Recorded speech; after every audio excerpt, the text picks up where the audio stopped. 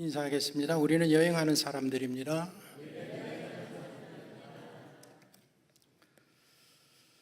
제가 오래전에 안식년을 맞이해서 3개월 동안 미국에서 생활하고 있을 때에 미국 맨하탄, 뉴욕 맨하탄 언더웨이 처치에 가서 주일날 예배를 드렸습니다. 우리 가족들과 함께 예배를 드리면서 제가 그때 꿈을 가졌습니다. 언더웨이 처치는 맨하탄에 있기 때문에 여행하는 모든 사람들이 그 맨하탄에 오면 주일마다 크리스찬들이 찾는 교회가 맨하탄입니다. 맨하탄 교회입니다. 그 맨하탄 정 가운데 있기 때문에 언더웨이 처치에 와서 많이들 예배를 드립니다.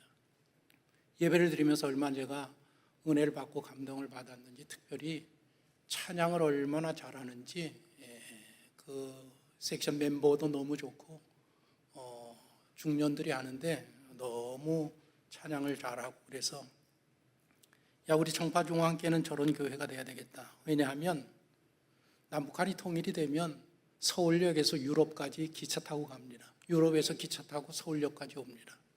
그러면 우리 교회는 서울역이 한복판에 있어서 우리 교회가 그런 교회 됐으면 좋겠다. 그래서 우리 교회가 그런 교회 되려고 하면 찬양을 잘해야 되는데, 찬양을 잘하는 그런 교회 해야 되겠는데, 그때부터 기도를 많이 했는데 우리 영민이 전도도 열심히 하고 태희 찬양도 잘하고 우리가 그런 교회가 되기를, 여러분들 21세기 지도자를 이끌어가면서 그런 교회가 되기를 함께 꿈꾸면서 기도했으면 좋겠습니다.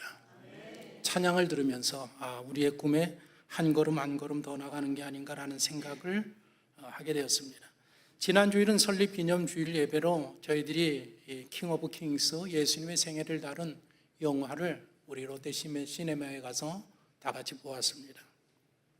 제 옆에 유아부하고 아동부 애들이 쭉 같이 앉았는데, 저는 이제까지 극장에 가서 그렇게 좋은 극장은 처음 가봤습니다. 그렇게 넓은 의자가 있는지도 처음 봤고, 얘네들이 앉아서, 저는 앉아서 있는데 먼저 옆에를 막 딱 눌러더니 목사님 이렇게 누워보세요. 그래서 자기네가 먼저 딱 누워서 영화를 보더라고요. 그래서 저도 눌러가지고 아주 편한 자세로 좋은 영화를 보는 시간을 가졌습니다. 아마 우리 모두 좋은 시간 가졌을로 생각이 듭니다. 지난 주일로 저희가 4회에 걸쳐서 룻 기서를 마쳤습니다. 마침내 보아스와 룻이 결혼해서 아이를 낳았고, 낳은 아이를 시어머니가 되는 나오미가 품에 안고 아이의 양육자가 되었고, 그리고 그 베들레헴의 여인들이 이 아이의 이름을 오벳, 섬기는 자라는 그런 이름을 지어주었습니다. 그렇게 스토리가 끝나면서 마지막 부분에서 다윗의 족보를 우리들에게 소개하는 것으로 룻기가 끝이 났습니다. 보아스가 오벳을 낳고 오벳이 이새를 낳고 이새가 다윗을 낳았다라는 말씀으로 끝이 났습니다. 룻기서를 마치면서 이어서 어떤 설교를 하면 좋을까 생각하다가, 룻기서가 다윗의 족보를 소개하는 것으로 끝이 나기 때문에 룻기를 기록한 목적이 무엇인가 하면, 누구를 소개하기 위해서인가 하면 다윗이라는 인물을 소개하기 위해서 룻기서가 기록이 되어 있습니다. 그래서 다윗에 대한 설교를 하는 게 좋을 것 같다라는 생각이 들어서 오늘부터 한 4번이나 5번에 걸쳐서 다윗에 대한 설교를 하려고 합니다. 오늘은 첫 시간으로 다윗이 하나님 앞에 부름받은 일꾼으로 부름받아서 기름 부음 받는 사건에 대한 내용을 여러분들에게 함께 나누려고 합니다. 보아스가 낳은 오벳이 살던 시대는 사사시대였었습니다. 그리고 오벳이 나이가 많이 들어서 결혼해서 아들 이새, 다윗의 아버지 이새를 낳았을 때는 왕정시대로 변화되었습니다. 그러니까 다윗의 아버지 이새는 어떤 인물인가 하면 바로 왕정시대를 살던 그런 인물입니다. 이 이새가 어떤 인물인가 제가 좀 조사를 해봤습니다. 성경에는 이새에 대한 자세한 인포메이션 정보가 없는데 유대 전승에 의하면 이 다윗의 아버지는 율법에 흠이 없는 사람으로 사람들에게 의롭고 존경받는 그런 인물이었었고, 죄 없이 죽은 사람 중에 하나다. 죄 없이 죽은 사람 4명을 소개하는데 유대 전통에서 그 중에 한 사람이 바로 다윗의 아버지라고 탈무드에서 그렇게 이세를 소개하고 있습니다. 사울이라는 인물이 왕으로 세워지면서 이스라엘 역사의 왕정 시대가 시작이 됩니다. 왕이 다스리는 시대가 시작됩니다. 사울은 외모적으로 손색이 없는, 아주 왕으로서 손색이 없는 출중한 인물이었었는데, 그런데 그가 계속해서 하나님 앞에 불순종으로 일관을 했고 또 죄를 지적해도 회개할 줄 몰랐기 때문에 결국에는 하나님 앞에 버림받는 불행한 인생을 살게 됩니다. 사울을 왕으로 세운 사람이 마지막 사사였던 사무엘입니다. 사무엘은 사울 같은 아들 나이에 그 사울을 왕으로 세우면서 이 사울을 얼마나 아끼고 그를 사랑하고 기꺼이 그의 멘토가 되어 주었습니다. 왜냐하면 이스라엘의 운명이 이 사울에게 달려있기 때문에 특별하게 아끼고 멘토 역할을 했습니다. 그리고 하나님께 버림받은 사실을 알게 되었을 때에 가장 가슴 아파했던 사람도 사무엘입니다. 사무엘은 사울과 결별하고 단 한 번도 사울을 만나지 않습니다. 왜냐하면 너무 가슴 아팠기 때문에 그를 생각하면서 늘 슬퍼하는 삶을 살고 있었습니다. 그러던 어느 날 어릴 때처럼 하나님께서 사무엘을 부르십니다. 사무엘아, 내가 이미 사울을 버렸는데 언제까지 너 슬퍼하겠느냐? 일어나서 베들레헴으로 가라. 이새의 아들들 중에서 왕을 세울 자가 있느니라. 그래서 사무엘로 하여금 베들레헴으로 내려가라고 명령을 하십니다. 하나님, 내가 만일 베들레헴으로 내려가면 사울이 알고 저를 잡아 죽이려고 할 겁니다. 걱정하지 말아라. 암송아지 하나를 끌고 가서 제사 드리러 왔다라고 가서 이야기하고 그곳에 가서 제사를 드려라. 그렇게 사무엘은 암송아지를 끌고 자기의 집 라마에서 베들레헴으로 내려갑니다. 예루살렘을 중심으로 해서 북쪽 한 8km 지점에 그 사무엘의 고향 라마가 있었고, 예루살렘에서 남쪽으로 한 8km 지점에 베들레헴이 있습니다. 직선 거리로는 16km 정도 되는데 걸어가려고 하면 20km 정도 되는, 성인의 걸음으로는 한 6시간, 7시간 걸리는 그런 거리라고 할 수 있습니다. 이렇게 사무엘이 베들레헴을 방문하게 됩니다. 사무엘의 방문은 베들레헴으로 봐서는 큰 영광이 아닐 수가 없습니다. 왜냐하면 당시에 최고의 지도자였었고 하나님의 사람으로 최고의 선지자로 모든 사람들에게 존경받는 그런 인물이 시골 베들레헴에 왔다라는 것은 이걸 얼마나 큰 영광인지 알 수 없습니다. 지난주에 손흥민 선수가 토트넘에서 LAFC 축구단으로 이적을 했습니다. 이 사실을 언론이 발표를 했고, 또 LA에 와서 축구 경기를 관람하기 위해서, 계약하기 위해서 손흥민 선수가 왔을 때에 여러분들도 TV를 통해서 보셨겠지만 LA의 모든 사람들, 그 도시 전체가 다 지금 손흥민 선수를 얼마나 열렬히 환영하는지 알 수 없습니다. 사무엘의 베들레헴 방문은 어떤 면에서 그렇게 생각할 수 있습니다. 성읍의 장로들뿐만 아니라 모든 사람들이 사무엘이 왔다라는 그 이야기에 열렬히 환영을 했습니다. 성읍의 장로들의 환대를 받는 사무엘이 자신의 온 목적이 이 베들레헴에서 여호와 하나님께 제사드리러 내가 왔다. 그러니 너희 장로들은 몸을 성결하게 하고 제사에 참여해라.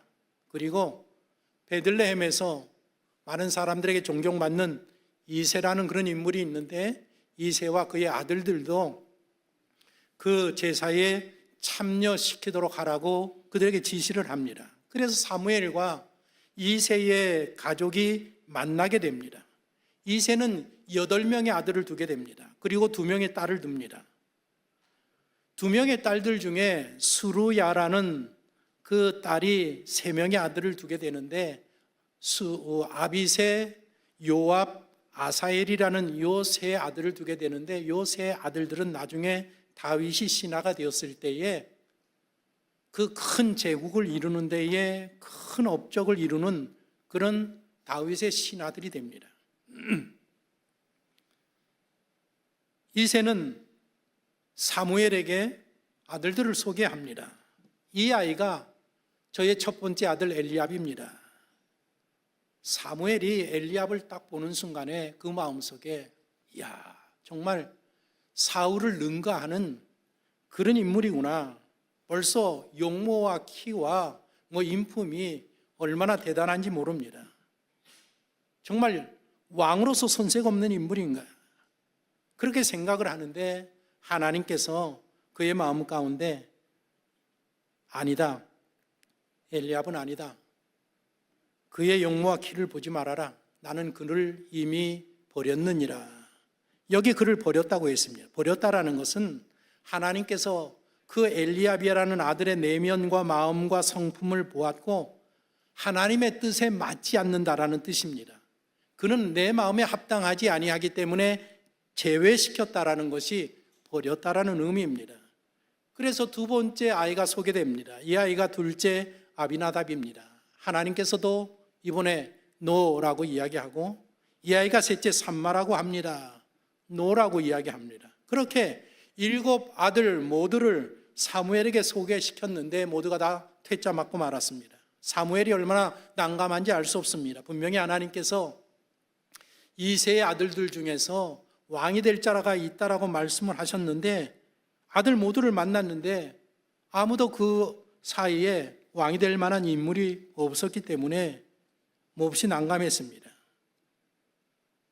여기 있는 이들이 전부 당신의 아들입니까? 그 외에는 없습니까?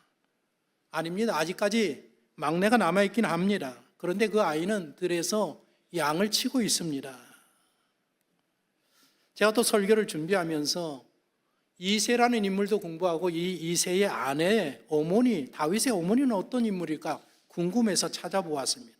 성경에는 전혀 언급이 없어요. 이름이 나오지 않습니다.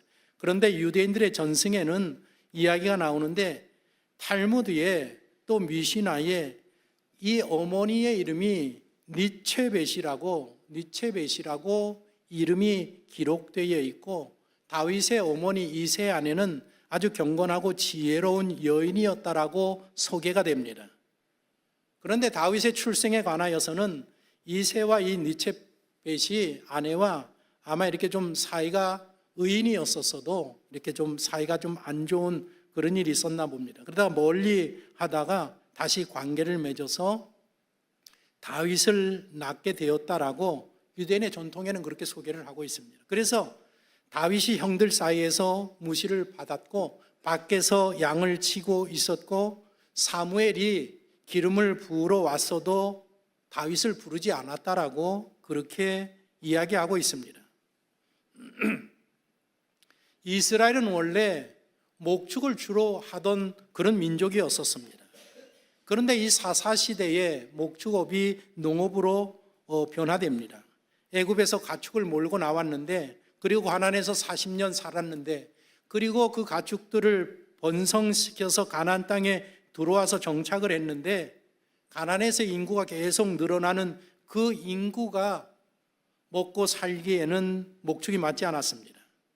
가나안 지형에도 기후에도 맞지 않았습니다. 그래서 산업이 목축업에서 농업으로 변화된 시기가 바로 사사시대입니다. 그래서 보아스 때로부터 그리고 오벳을 거쳐서 이새가 가문을 이끌 때에 대대로 내려오는 농토에서 농사를 짓는 것이 집안의 가장 중요한 일이었었습니다. 특히 베들레헴에는 밀을 많이 생산하는 지역이었기 때문에 농사가 대단히 중요한 집안이었습니다. 이새는 8아들이 있었습니다. 20살 이상 군대에 가게 되는데, 우리나라처럼 군대를 가게 되는데 셋째 아들까지는 병력의 의무 때문에 전쟁에 참여하기 위해서 나가 있고, 나머지 아들들이 가업인 농사를 거들고 있었습니다. 농사를 주로 짓지만 부수입으로 약간의 양들, 목축을 하고 있었습니다. 농사를 보십시오. 농사는 온 집안이 달라붙어야 되는 그런 일입니다. 그리고 또 농사는 바쁠 때가 있고 한가할 때가 있습니다. 그런데 양이라는 것은 그냥 두면 죽을 수밖에 없습니다. 그래서 누군가 매일 이 양들을 데리고 나가서 불을 뜯게 해야 합니다. 이게 별로 중요하지 않는 일, 그러나 매일 해야 되는 아주 귀찮은 일이란 말입니다. 그래서 이 아직 어린 형제들에게 미움을 받는, 가정에서 인정을 받지 못하는 막내 다윗의 몫이 바로 양들을 키우는 일이었었습니다.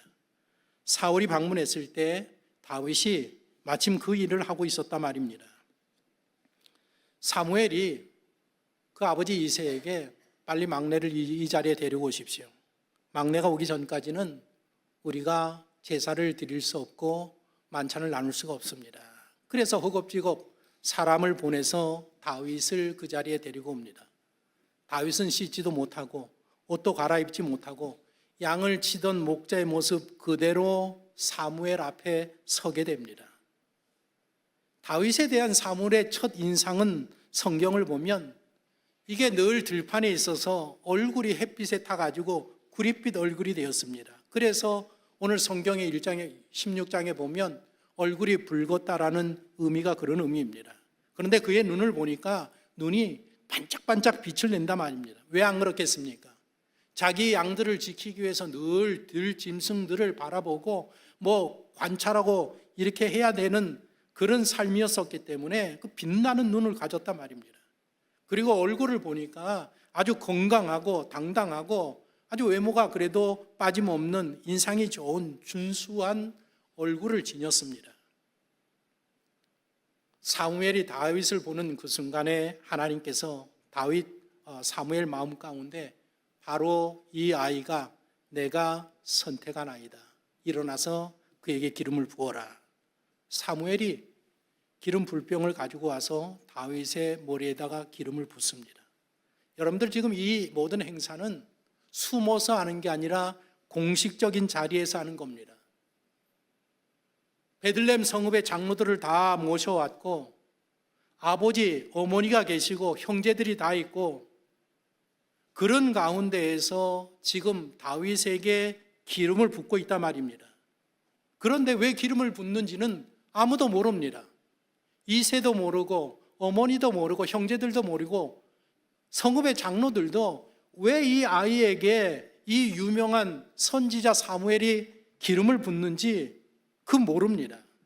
선지자가 되라는 의미인가? 아니면 얘를 잘 봐서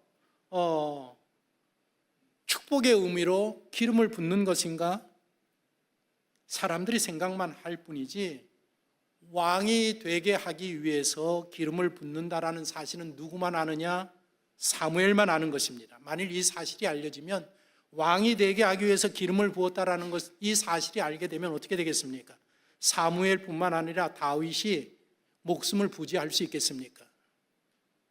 공식적인 행사지만 아무도 왜 기름을 붓는지는 알지 못하는 상황이라 말입니다. 그런데 오늘 13절을 보면 이날 다윗이 변화됩니다. 보십시오. 같이 읽어봅니다. 이날 이후로 다윗이 여호와의 영에게 크게 감동되니라. 사울이 그날 기름을 부으니까 그날로부터 여호와의 영, 성령이 크게 감동된다라는 것은 하나님의 영이, 성령이 지속적으로 강하게 다윗과 함께 하시기 시작하셨다라는 의미입니다. 지역하면 그날 이후로 여호와의 영이 다윗에게 임하여 그를 형통하게 하였다라는 뜻입니다.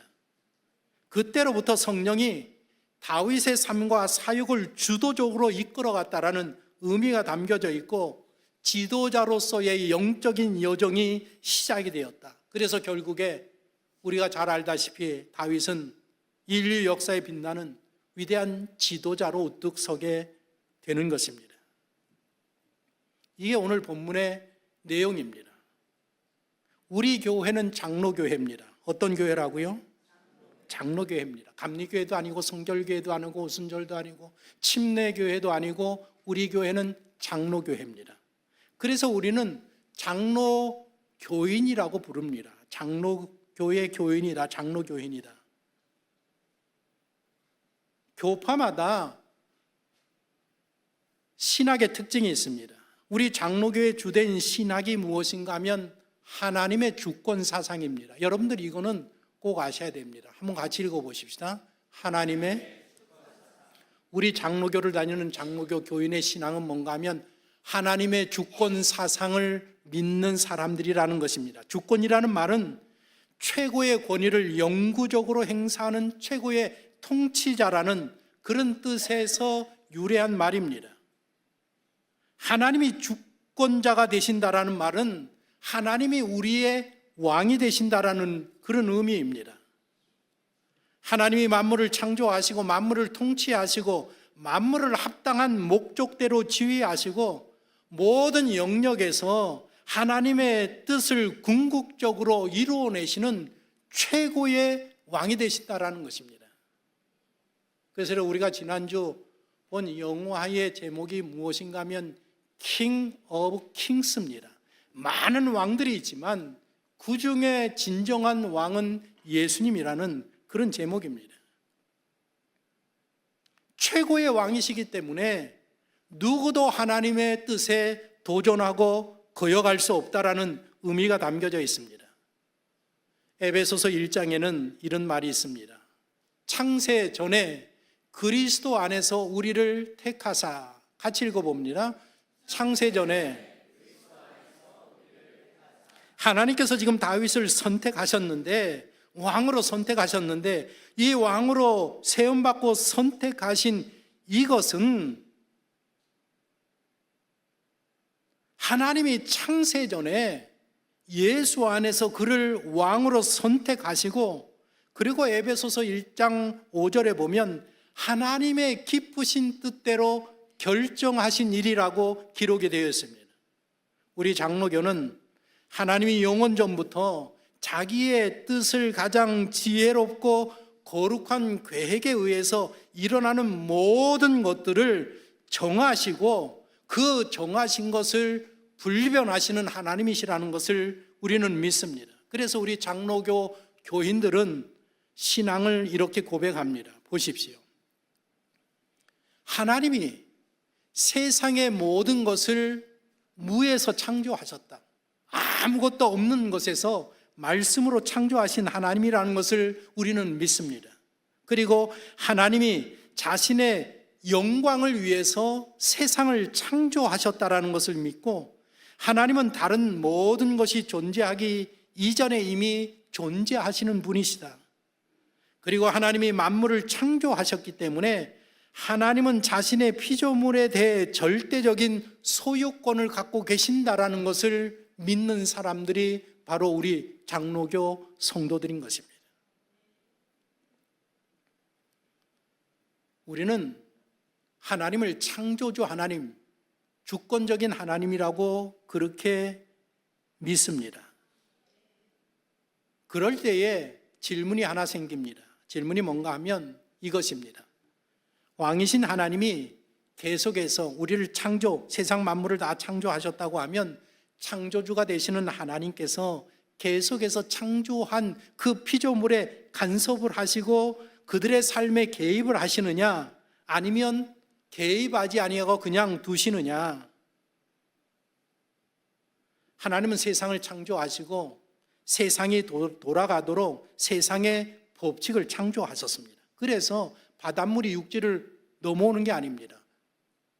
봄, 여름, 가을, 겨울이 있는 것도 하나님이 계절을 만들어 놓고 그 법칙에 따라 운행하도록 만드셨기 때문에 지금 그 정해져 온 법칙에 따라서 진행되어져 간단 말입니다. 그렇다고 하면 하나님이 창조주 하나님이라고 하면, 그러면 그렇게 창조하시고 난 후에 시계를 만들어 놓으면 시계가 저절로 돌아가는 것처럼 인류 모든 것들이 피조물들이 저절로 알아서 살도록 그냥 놔두시고 개입하지 아니하시는 하나님이냐? 아니면 창조한 후에도 매일 피조물의 삶 가운데 인생 가운데 찾아오셔서 간섭하시고 저들을 이끄시고 인도해 가시는 하나님이시냐? 창조주 하나님이라고 믿을 때에 그 질문이 우리에게 생긴다라는 것입니다. 우리 장로교의 신앙은 무엇인가 하면 하나님께서 모든 것들을 창조하시고 난 후에는 우리를 창조하시고 난 후에는 그냥 알아서 살도록 놔두는 게 아니라 우리 삶의 모든 영역에 계속해서 간섭하시고 역사하시고 인도하시고 이끌어 가시는 관여하시는 살아계신 하나님으로 믿는다라는 것입니다. 이게 굉장히 중요한 이야기입니다, 여러분들. 좀 복잡하고 어려운 이야기 같은데 하나님은 우주 만물을 창조하시고 인류 역사에 어떤 목표를 정하시고 인류 역사를 인도해 가시는 것입니다. 헤겔 같은 철학자는 이 역사는 계속해서 정반합, 계속해서 순환되어진다라고 주장하지만 우리 기독교의 철학은 그 철학이 아니라 창조로부터 종말에 이르는 목표를 향해서 역사는 흘러가고 있다라고 생각하는 큰 차이를 갖고 있습니다. 인간의 역사에는 목표와 방향이 있다라는 것입니다. 지금 보아스와 롯을 만나게 하시는 분도 누구신가 하면 하나님이십니다.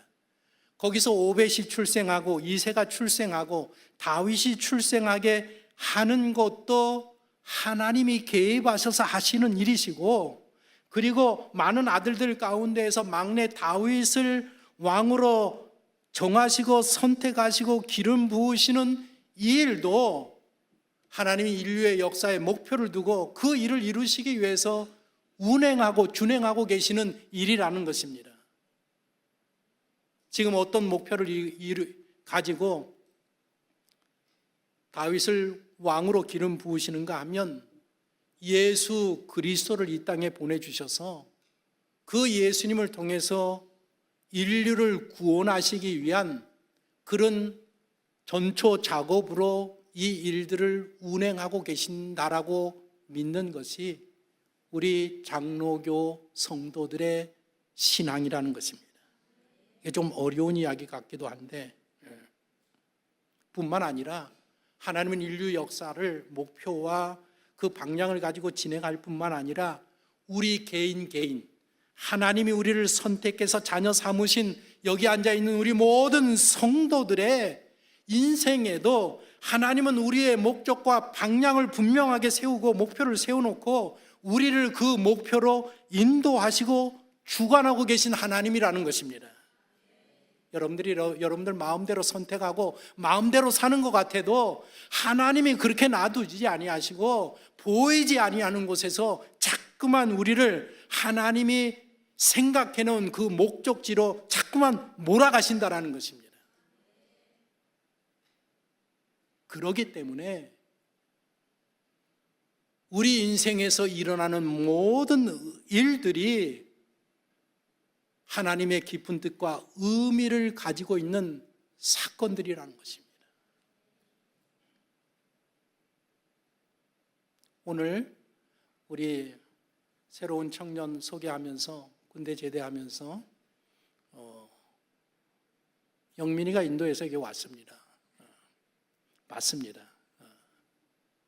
영민이가 인도한 것 같아도 그 뒤에서 누가 하시는 일이냐? 하나님이 하시는 일이라는 것입니다. 그렇게 믿는 게 누군가 하면 우리 장로교회 교인들이라는 것입니다. 그래서 우리는 선택과 예정론을 믿는 이유가 거기에 있습니다. 서울 시내에 얼마나 많은 교회가 있습니까? 그런데 왜 여러분들 그 많은 교회에 엎드리면 코 닿을 때 여러분들 집 앞에 교회가 있는데 왜 그 먼 곳에서 여기 교회까지 왔습니까? 하나님이 선별하여 선택하여 이 공동체 가족이 되게 하셨기 때문에 오시는 것이라 말입니다. 내가 선택하는 것 같아도 그거 아니라는 것입니다. 누가 하시느냐? 하나님이 하시는 것이다.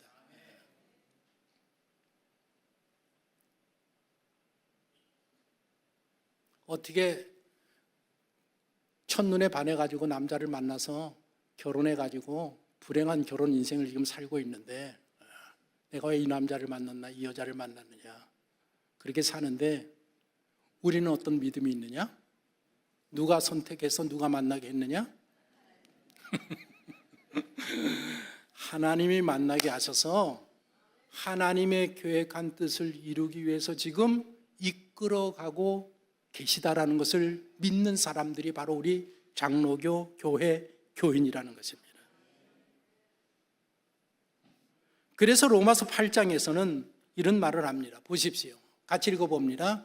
하나님이 미리 아신 자들을 또한 그 아들의 형상을 본받게 하기 위하여 미리 정하셨으니 형제 중에서 맏아들이 되게 하려 하심이니라. 또 미리 정하신 그들을 또한 부르시고 부르시던 그들을 또한 의롭다 하시고 의롭다 하신 그들을 또한 영화롭게. 이 말씀을 다윗에게 적용하면 지금 다윗을 선택해서 기름 부음을 받게 하는데, 다윗을 언제 알았느냐? 창세 전에 알았고, 창세 전에 왕으로 세우기로 정하셨고, 때가 되어서 그를 부르셨고, 부르셔서 그를 왕으로 세우기 위하여서 앞으로 우리가 계속해서 공부하겠지만 10년에서 한 15년 동안 이 다윗이 얼마나 고생하는지 알 수 없습니다. 연단과 시련을 받는지 모릅니다. 왜냐하면 온전한 왕으로 만들기 위해서 어마어마한 시련을 겪게 합니다. 그를 부르시고 그렇게 훈련하시고 그리고 마침내 영화롭게 하신다라는 것입니다. 그런데 하나님께서 이 주권을 가지고 창조주 하나님이 인류 역사를 운행하시고 우리를 선별하시고 선택하시고 구원을 이루어 가실 때에 가장 중요한 게 무엇인가 하면 무엇을 보시느냐? 그 사람의 마음 중심을 보신다라. 무엇을 보신다고요? 마음을 보신다 말이에요. 마음 중심. 마음 중심이 보입니까? 어이구, 하나님이 계시네. 마음 중심은 보이지 않습니다, 여러분들. 사람의 외모는 보이지 않습니까? 야, 인물이 좋다, 키가 크다, 어깨가 벌어졌다, 날씬하다. 외모는 다 볼 수 있는데 그 아름다운 미모의 멋진 그 외모의 속에 들어있는 마음은 보이지 않는다 말입니다. 그런데 그 속에 있는 마음을 누가 보시느냐? 여호와 하나님이 보신다 말입니다. 사실은 나도 내 마음을 모를 때가 너무나도 많이 있습니다. 하나님은 우리의 마음 중심을 보신다 말입니다. 쉽지 않은 이야기입니다. 지금 다윗이 기름 부음 받을 때가 몇 살인가 하면 15살로 생각을 하고 있어요. 15살. 지금 기름 부음을 받는데 다윗이 왜 나에게 기름 붓는지 모릅니다. 내 마음이 어떤 마음인지 전혀 모릅니다. 그런데 다윗의 생애를 앞으로 살펴보면서 무엇을 깨닫게 되는가 하면 다윗이 인생을 살아가면서 하나님이 왜 기름 부으셨는지, 하나님이 무엇을 중요하게 여기는지, 그리고 하나님이 이 마음 중심을 보신다라는 게 이게 무슨 의미인지 이것을 깨닫게 된다 말입니다.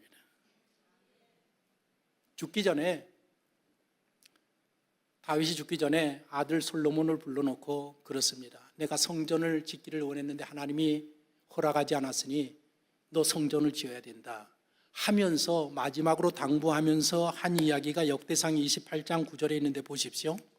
내 아들 솔로몬아, 너는 내 아버지 하나님을 알고 온전한 마음과 기쁜 뜻으로 섬길지어다. 여호와께서는 모든 마음을 감찰하사, 마지막으로 아들에게 부탁하면서 하는 이야기가 뭔가 하면 하나님은 어떤 하나님인지 아느냐? 15살에 만난 그 하나님은 어떤 하나님이냐? 이제까지 내 평생에 내 마음 중심을 보시는 하나님이었다라고 아들에게 고백을 하고 있단 말입니다. 성전 건축을 다 준비를 끝냅니다. 솔로몬이 준비한 거 하나도 없습니다. 설계도까지 누가 그렸는가 하면 다윗이 그리고, 성전에 필요한 금과 은과 보석과 대리석과 나무와 모든 것들 다 누가 준비하느냐? 다윗이 준비합니다. 다윗이 성전 건축을 끝내면서 얼마나 힘들었겠습니까? 끝내면서 너무 감사해서 하나님 앞에 기도하는데, 어떤 기도를 드리는가 하면 역대상 29장에 보면, 나의 하나님이여, 주께서 마음을 감찰하시고 정직을 기뻐하시는 줄 내가 아나이다. 하나님께서 내 마음을 보시고 내 마음 중심을 보시고 여기까지 이르게 하시고 이 준비를 마치게 하신 것에 대해서 감사와 영광을 돌린다라는 것입니다. 하나님께서는 오늘도 당신 마음의 중심을 보십니다. 저는 여러분들의 마음 중심을 볼 수가 없습니다.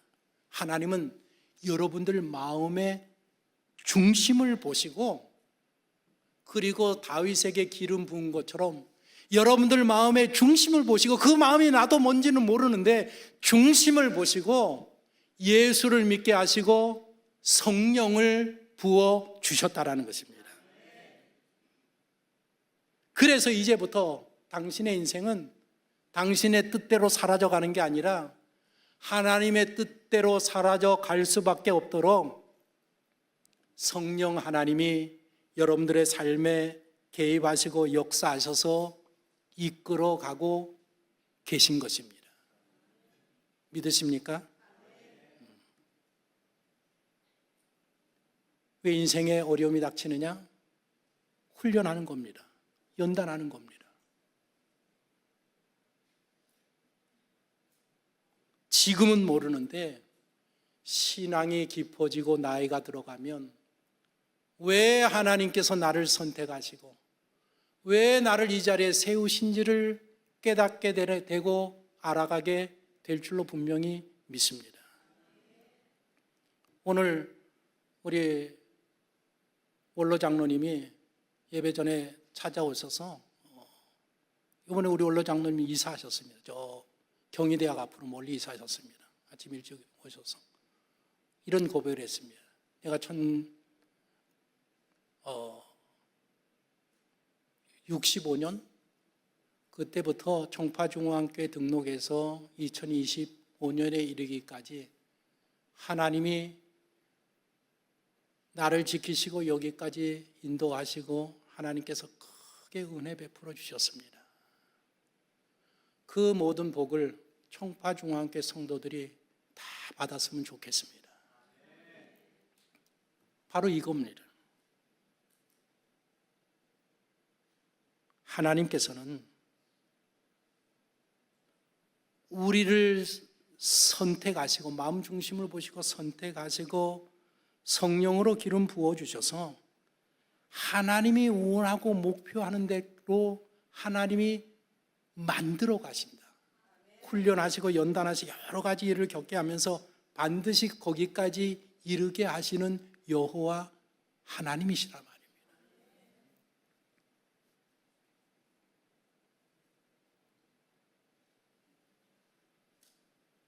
저는 우리 교회 와서는 20년 이제 거반됩니다. 처음에 와서는 제가 교회 많은 일들이 있어서 내가 이 교회를 왜 왔나, 하나님 호구많은 교회 왜 날 이 교회 와서, 아휴 내가 이 교회 떠나야지, 이 교회 이거 20년쯤 되니까 요즘 내 생각이 뭔지 아십니까?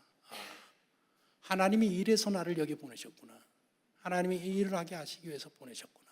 비로소 제가 철이 들어서, 세상 말로 말하면 철이고, 신앙이 깊어지고 성숙해지면서 그것을 알게 되고 깨닫게 되었단 말입니다. 여러분들도 그렇게 되실 줄로 믿습니다.